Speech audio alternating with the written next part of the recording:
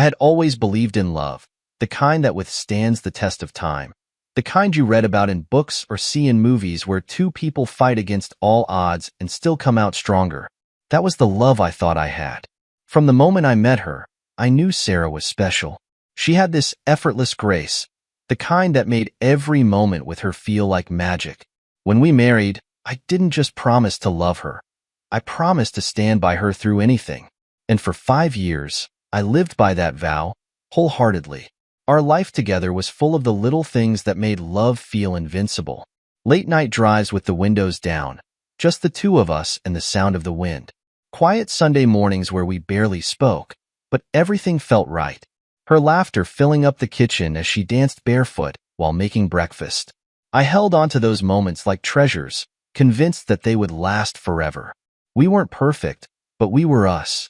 She would complain about how I always left my socks lying around, and I'd tease her about how she could never finish a cup of coffee before it went cold. But at the end of the day, there was never any doubt.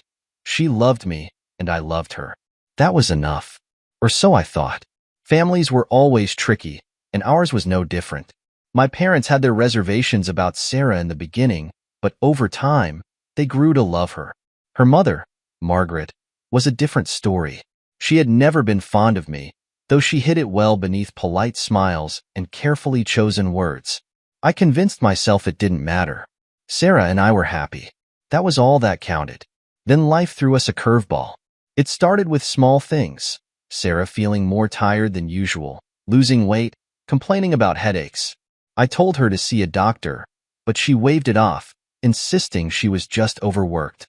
Until one night at dinner, everything changed. One moment, she was laughing at something I said. The next, she had gone pale, her fork slipping from her fingers. I barely had time to react before she collapsed onto the floor. Panic gripped me like a vice. I rushed to her side, calling her name, but she was unresponsive. My hands shook as I grabbed my phone and called for an ambulance. The drive to the hospital was a blur of sirens and fear clawing at my chest. Hours later, the doctor came into the waiting room, his expression grim. "She has kidney failure," he said, and the words felt like a punch to the gut. I barely registered the rest of what he was saying. Something about immediate treatment, dialysis, the need for a transplant. The only thing that mattered was that my wife, the woman I had built my life around, was fighting for hers. Sitting beside her hospital bed that night, I held her hand and whispered promises. "We'll get through this, okay? I'll do whatever it takes." She squeezed my fingers weakly, her eyes glistening with tears. "I don't want to lose you," she whispered. And I meant it when I told her, "You won't." I didn't know then that I was the one who was about to lose everything. The beeping of machines filled the hospital room, a constant reminder of how fragile life could be. I sat beside Sarah's bed, watching the slow rise and fall of her chest as she slept. The doctors had stabilized her, but their words echoed in my mind like a haunting refrain. Kidney failure. The severity of it settled in my bones like an unbearable weight. She needed a transplant, and fast. Without it, her chances of survival were slim. I had promised her we would get through this, and I meant it. But as I looked at her pale face, the shadows under her eyes, the foredrip attached to her arm, I realized this wasn't something I could fight with just words and willpower. She needed a donor. The doctor suggested reaching out to family first, as immediate relatives were often the best match. I wasted no time. I called her mother, Margaret, expecting worry, concern, maybe even an ounce of urgency. Instead, I got cold practicality. "Are you sure there isn't another way?" she asked, her voice far too measured. "She needs a transplant, Margaret," I said, my frustration barely contained. "This isn't up for debate. She needs a donor." There was a long pause. "Well, I'll see what I can do." She didn't sound convinced, but I held on to hope. Maybe she was just in shock. Maybe she needed time to process. I called her siblings next, one by one. They all gave excuses. One claimed to be traveling, another said they'd think about it, and the last one, her younger brother, didn't even bother calling back. None of them wanted to get tested. I couldn't believe it. How could they just turn away? This was their sister, the same woman who had always been there for them, who had spent years making sure they were taken care of, checking in on them, helping them whenever she could. And now, when she needed them most, they disappeared. The anger I felt was indescribable. I wanted to scream, to demand an answer, to force them to understand what was at stake. But I didn't have time to waste on them. If they wouldn't step up, then I would. I got tested. The days leading up to the results were agonizing. I barely slept, barely ate. Every time Sarah winced in pain or reached for me with weak fingers, I felt helpless. I wasn't used to feeling helpless. Then the doctor called me in. I sat across from him, heart pounding. He glanced at the file, then looked up at me. "You're a match," he said. Relief crashed over me like a tidal wave. "I'll do it," I said immediately. "Schedule the surgery." The doctor hesitated. "You understand the risks, right? Donating a kidney is a major decision. You'll need time to recover. You'll have to be careful." "I don't care," I interrupted. "Just tell me what needs to be done." That night, when I told Sarah, she broke down. Tears streamed down her face as she clung to me, whispering over and over, "Thank you. Thank you." I wiped her tears away and kissed her forehead. "You're my wife," I said softly. "There's nothing I wouldn't do for you." Her mother came to visit that evening. Margaret stood by Sarah's bed, her expression unreadable as I explained the situation. The surgery was scheduled, and I was going to be the donor. Margaret nodded. "That's very generous of you," she said. But there was something in her tone, something unsettling in her gaze. Like she wasn't truly grateful. Like she expected this from me. And for the first time, a small voice in the back of my mind whispered, "Does she even care?" I ignored it. The only thing that mattered was Sarah getting better. The surgery was successful. The doctors assured me everything had gone as planned, and Sarah's body was responding well to the transplant. I should have felt relieved, overjoyed even. Instead, as I lay in my hospital bed, the pain from the incision site throbbing in time with my heartbeat, something gnawed at me, a feeling I couldn't shake. I had given her a part of myself, a literal piece of me to keep her alive. It wasn't just a sacrifice. It was the ultimate act of love. And yet, as I drifted in and out of consciousness, I couldn't help but wonder if she truly saw it that way. Sarah was recovering in another room down the hall, and despite the nurses insisting I should rest, I forced myself to walk to see her. Each step was agony, but I needed to see her. I needed to know she was okay. When I reached her room, I found her sitting up, laughing softly at something on her phone. Laughing. She looked up and smiled when she saw me, but there was something different about it. It wasn't the warm, grateful smile I had expected. It was restrained, controlled. "Hey," she said, her voice light, as if we hadn't just been through one of the most life-altering experiences imaginable. "You shouldn't be out of bed." I eased into the chair beside her bed, wincing at the sharp pain in my side. "I wanted to check on you." She reached for my hand, squeezing it gently. "I'm okay. Thanks to you." I searched her face for something deeper, for the raw emotion, the gratitude, the connection. But it wasn't there. Instead, she looked almost distracted, as if her mind was elsewhere. I told myself I was imagining it. She was tired. The painkillers were probably making her foggy. But then, a few days later, I overheard a conversation that shattered me. I had been discharged, though I still wasn't at full strength. Sarah, on the other hand, was doing better every day. We had returned home, and she spent most of her time on calls with family and friends, updating them about her recovery. That night, I had just stepped out of the shower when I heard her voice drifting from the bedroom. I paused, towel still in hand, when I realized she was on the phone, with her mother. I didn't mean to eavesdrop. I wasn't that kind of husband, but the tone in Sarah's voice was strange, low and almost hesitant, so I listened. Margaret's voice on the other end was crisp and firm. "He is no longer a complete man." A cold chill ran down my spine. "A husband should be whole," Margaret continued, her words laced with something that felt like poison. "You need someone stronger, someone who can truly take care of you." I waited, my breath caught in my throat, waiting for Sarah to protest, to shut down such a cruel suggestion. But she didn't. She didn't argue. She didn't defend me. She just listened. A long silence stretched between them before Sarah finally spoke. "I don't know, Mom," she said, her voice quiet. I don't know." I stepped back, my grip tightening around the towel until my knuckles turned white. I had given her a part of myself, literally. And yet, she was entertaining the idea of leaving me because of it. Because I was no longer whole in her mother's eyes. The betrayal hit me so hard I had to sit down. My mind raced, trying to rationalize, trying to explain away what I had just heard. Maybe she was just humoring her mother. Maybe she didn't mean it. Maybe she didn't know how to respond. But deep down, I knew the truth. If she had loved me the way I had loved her, she wouldn't have hesitated. She wouldn't have let those words linger in the air without shutting them down. My wife, the woman I had risked my own health to save, was considering discarding me now that I was no longer useful. The pain in my side, the one from the fresh scar, was nothing compared to the pain in my chest. I sat there in silence for a long time, staring at nothing, trying to process what I had just learned.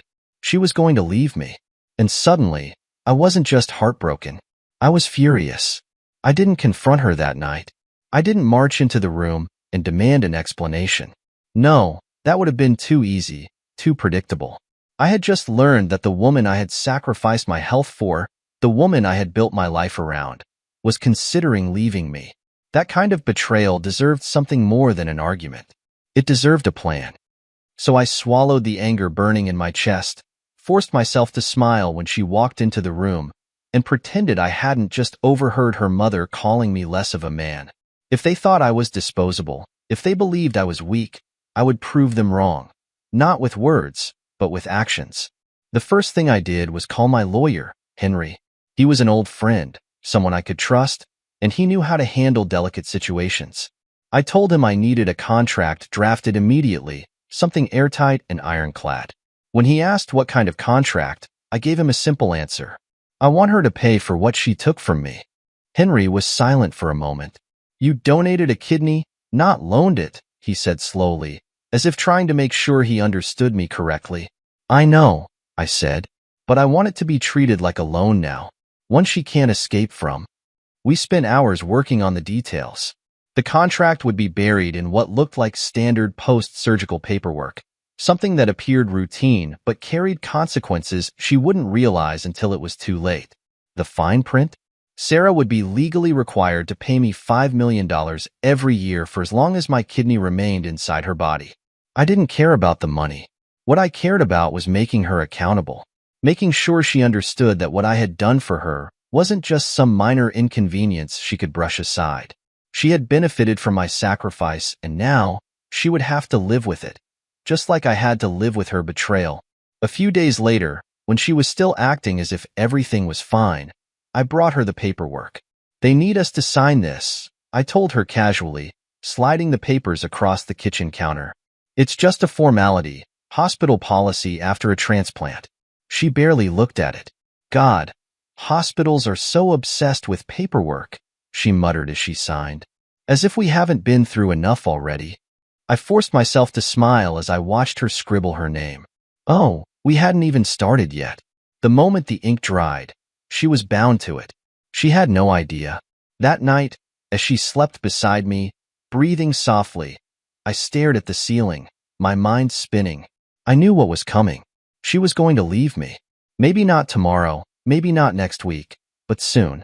I could see the signs. The emotional distance. The way she was always on her phone when she thought I wasn't looking.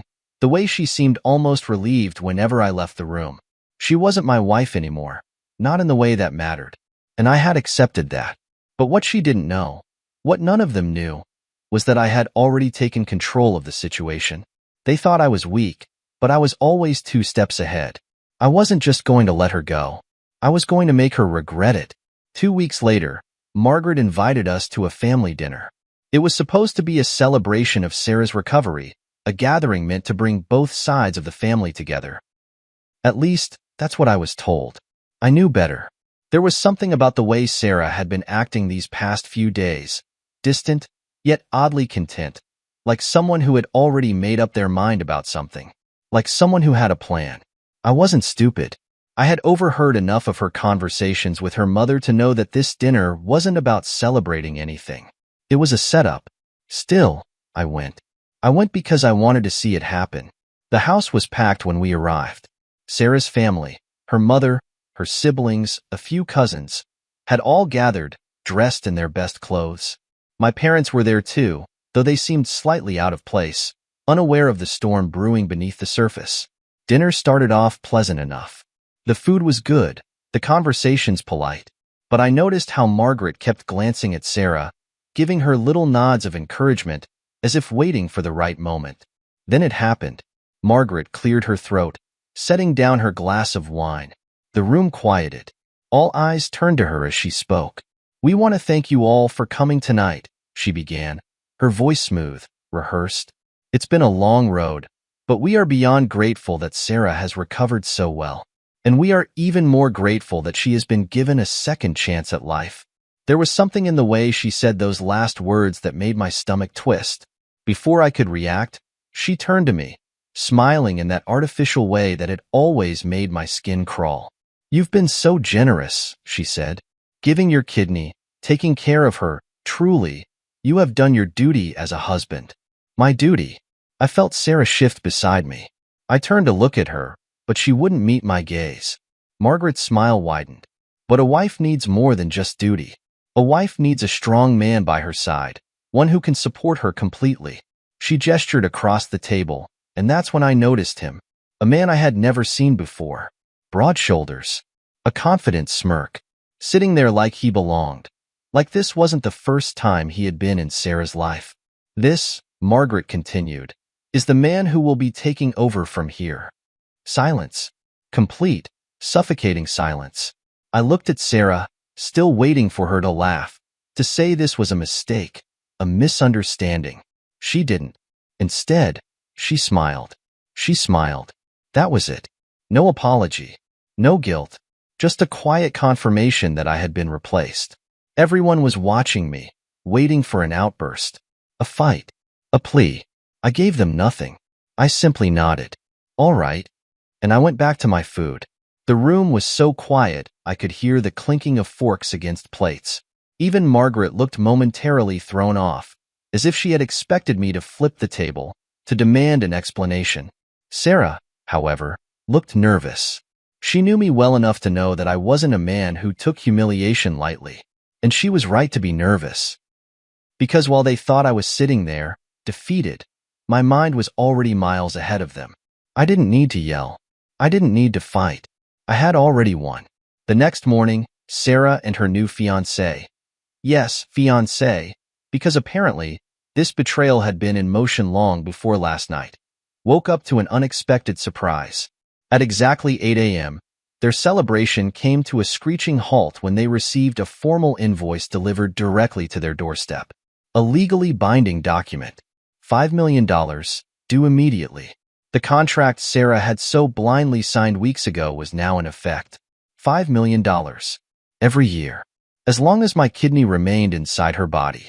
Her life-saving organ now came at a cost she never anticipated. The phone call started minutes later. First, Margaret. I let it ring. Then Sarah. I let it ring. Then the new fiancé Brian, as I had learned last night. Still, I let it ring. Finally, they showed up at my house. The pounding on my front door was furious, frantic, and desperate. I took my time, sipping my coffee as I watched them through the security camera. Sarah's face was pale with panic, her eyes filled with tears, not of regret, but of realization. Brian stood beside her, running a frustrated hand through his hair, his jaw clenched so tight I thought it might snap. I finally opened the door, stepping onto the porch as if I hadn't just upended their world overnight. "What the hell is this?" Sarah's voice cracked as she shoved the document at me. I gave her an easy smile. "Looks like an invoice." Her breath came out in shaky bursts. "This is a mistake." "No mistake," I said casually. "You signed it. I gave you my kidney, and in exchange, you owe me." Her eyes flickered with horror. "You tricked me." I shrugged.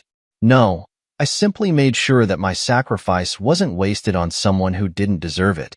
Brian stepped forward then, his presence trying to be intimidating. I barely spared him a glance. "You're a piece of work," he sneered. "You think you can just charge someone for saving their life?" I raised a brow. "No, I think I can charge someone who betrayed me after I saved their life." Sarah's bottom lip trembled. "Please," she whispered. "I don't have that kind of money." I sighed, tapping my chin. "That's the thing, Sarah. You don't. But Brian does." I turned to him with a smirk. "And since you're her new husband-to-be, that means you're responsible for her debts now, right?" His expression twisted with barely concealed rage. Sarah turned to him desperately. "Babe, please. We can figure this out." Brian laughed. A bitter, humorless laugh. $5 million a year? Are you insane? He turned back to me, eyes burning with fury. "You can't be serious." I leaned against the doorframe, crossing my arms. "Dead serious." Brian scoffed. "Then we'll find another way." Sarah looked confused. "What do you mean?" Brian exhaled harshly. "We'll find another donor. Have the kidney removed." Sarah paled. What? "You heard me," Brian snapped. "It's a simple solution. No kidney, no contract." I couldn't hold back the dark chuckle that escaped me. "Good luck with that," I said, shaking my head. Sarah turned to me, desperate. "What do you mean?" I tilted my head, feigning sympathy.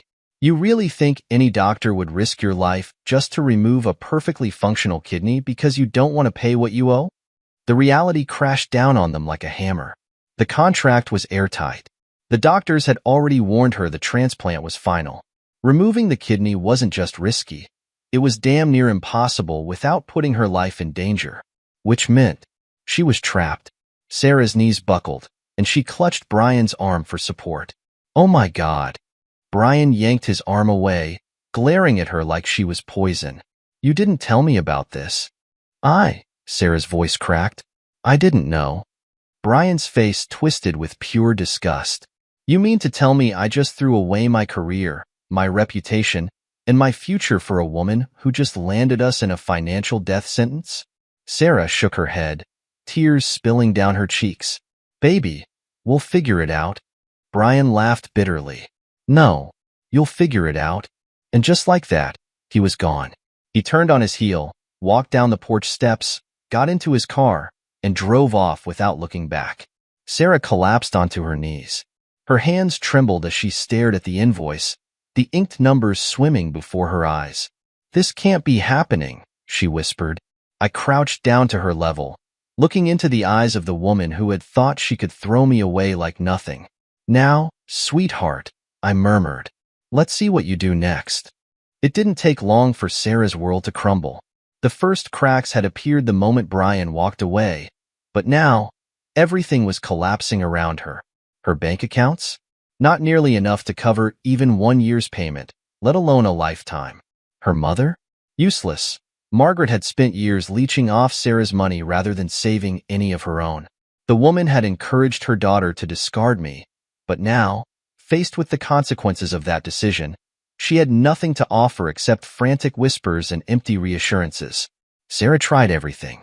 She begged the bank for loans, but her financial standing wasn't strong enough to get approved for millions of dollars.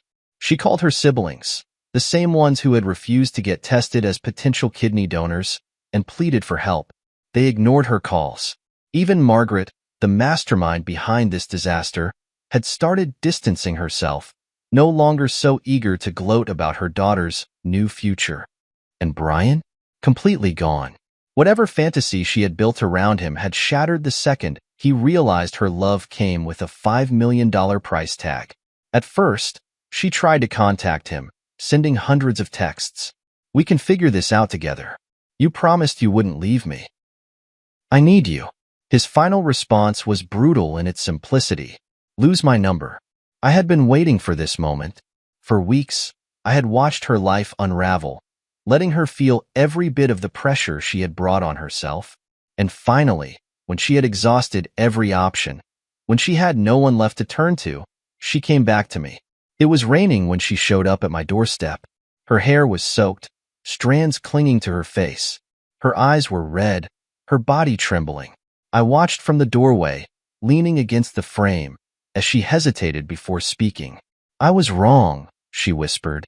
I said nothing. She swallowed, her voice breaking. I made a mistake. I should have fought for us. I should have. Her words faltered, drowned by the weight of everything she had lost. I let the silence stretch, let her sit in it. Then, finally, I spoke. What exactly do you want, Sarah? She licked her lips, desperate, nervous. I want to come home. I laughed, a slow, disbelieving laugh. Come home? I repeated. Sarah, you made it very clear. You don't want me. You want someone whole, someone strong, someone who can take care of you. She flinched, the words hitting her like a physical slap. I cut her off. And yet, here you are, alone, no fiancé, no family to bail you out. And now, suddenly, you want me back? Tears welled in her eyes. Please, she whispered. I don't know what else to do. For a moment, I just looked at her. This was the same woman who had stood by while her mother tore me down, who had planned a future without me the moment she got what she wanted, who had smiled while another man took my place. Now, she was begging. And yet, I felt nothing. She had mocked my sacrifice. She had discarded me like I was nothing. And now, she was nothing to me. Still, I wasn't done yet. You want to come back? I asked, my voice deceptively soft. She nodded quickly. Yes, I do. I'll do whatever it takes. A slow smile stretched across my face. Then let's talk about what you'll do next. Because this time, I set the rules. Sarah sat across from me in my living room, hands clenched together, nails digging into her palms. She had never looked so small, so defeated. Gone was the confident woman who had smiled in my face as her mother announced that I was being replaced. Gone was the woman who had ignored my sacrifices, who had whispered her doubts about me over the phone, never once defending the man who had given her a piece of himself. Now, she was just desperate, and I wanted her to feel it. I leaned back in my chair, watching her, letting the silence stretch. She hated silence. She always had. It made her uncomfortable, made her second-guess herself. Finally, when I knew she couldn't take it anymore, I spoke. You want to come back? Her head snapped up. Yes, she whispered immediately, her voice raw with emotion. I don't have anywhere else to go. I tilted my head slightly. Not exactly the declaration of love I was expecting. She winced, her fingers twisting in her lap. It's not like that, she whispered. I do love you. I was just confused. I chuckled, shaking my head. No, Sarah, you weren't confused. You were selfish. She flinched, but I wasn't done. You knew exactly what you were doing. You let your mother talk down on me. You entertained the idea of replacing me before I had even fully healed from the surgery. You let another man step into my place, and you smiled while you did it. Her lip trembled, tears spilling over her lashes. I was wrong. Yes, I said simply. You were. Another stretch of silence. Then, softly, please, tell me what I can do to fix this. There it was. The moment I had been waiting for.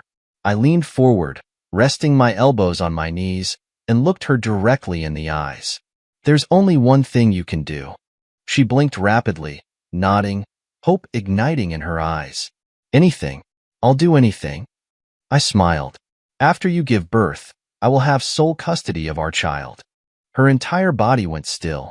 The color drained from her face, her lips parting slightly, but no sound came out. What? She finally choked out. You heard me, I said calmly. You are not fit to raise this child. You've proven that you're willing to abandon people the moment they no longer serve you. You've proven that you put your mother's opinions above your own husband. And you've proven that you can betray the person who saved your life. She shook her head, her breathing uneven. No, you can't take my baby from me. I can, I said simply. And I will. Tears spilled down her cheeks as she reached for me, but I leaned back, avoiding her touch. Please, she begged, her voice cracking. I'll remarry you. I'll be the wife I should have been. I laughed. It was a bitter sound, one that made her flinch. Sarah, you don't love me. You never did, I said. You loved what I provided. The stability, the protection, the sacrifices I was willing to make for you. I exhaled slowly. But you don't get to benefit from that anymore. She shook her head frantically. No, please. I can't lose my child.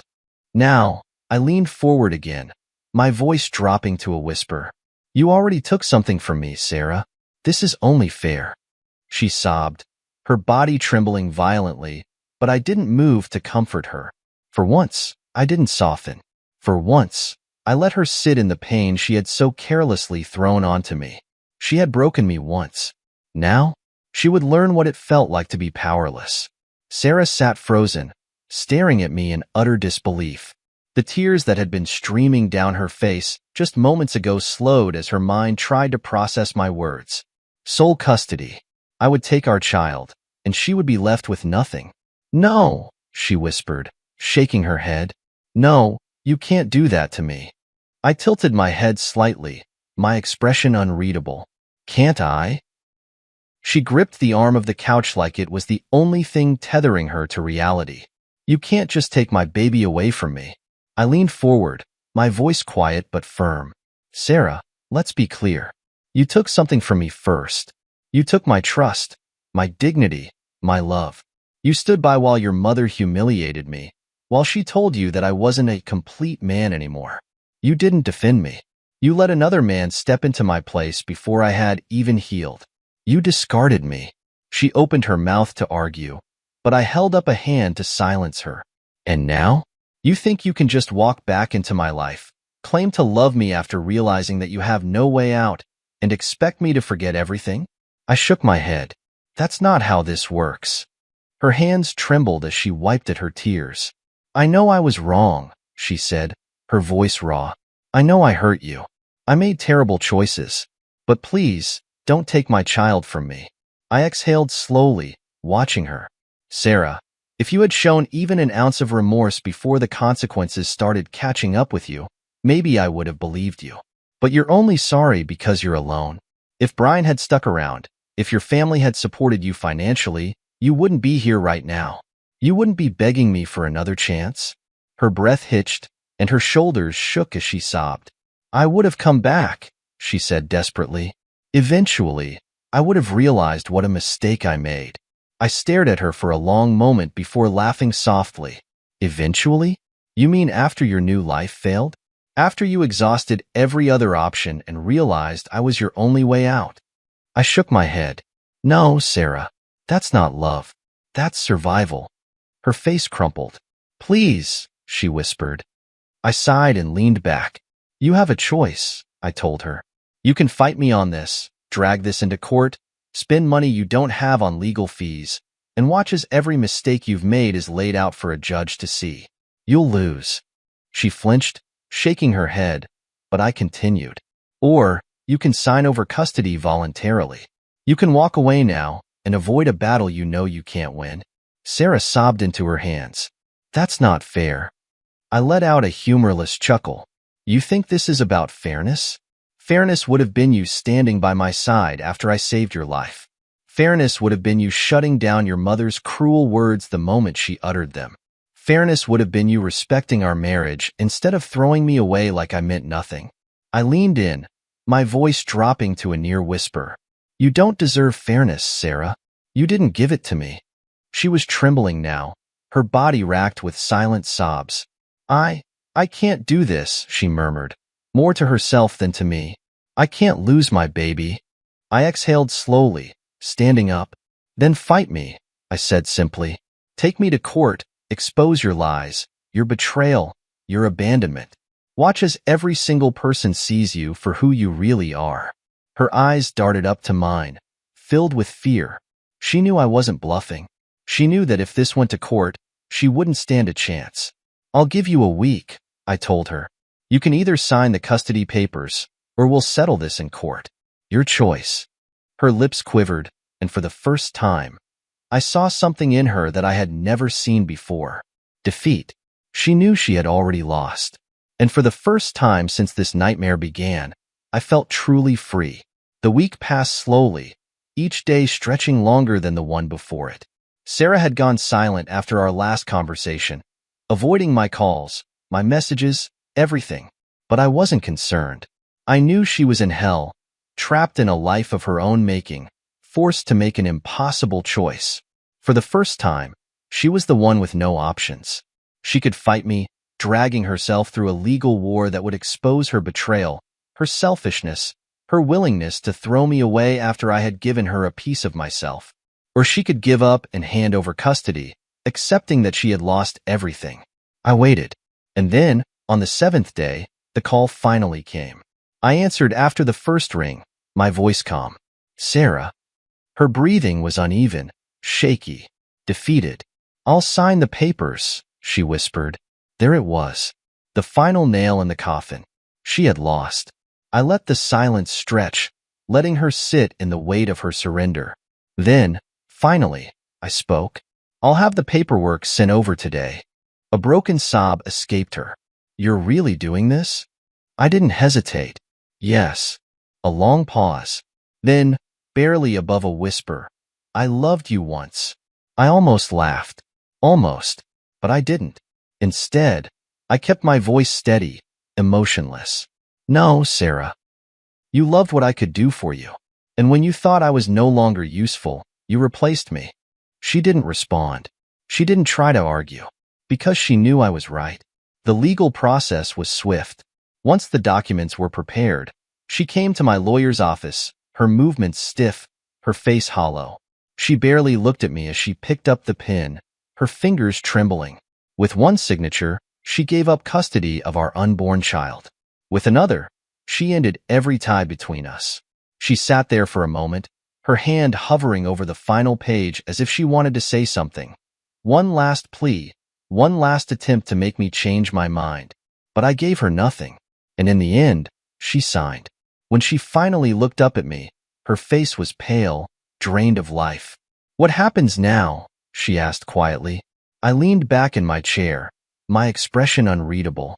You move on, Sarah. Her eyes flickered with pain. And you? I exhaled slowly, standing up. I start over.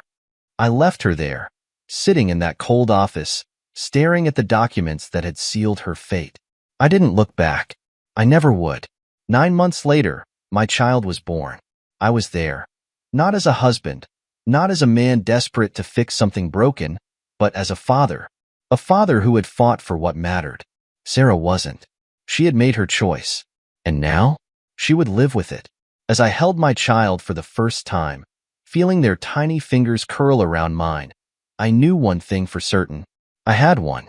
Time moved forward, steady and unstoppable, like the tide washing away the remnants of a storm.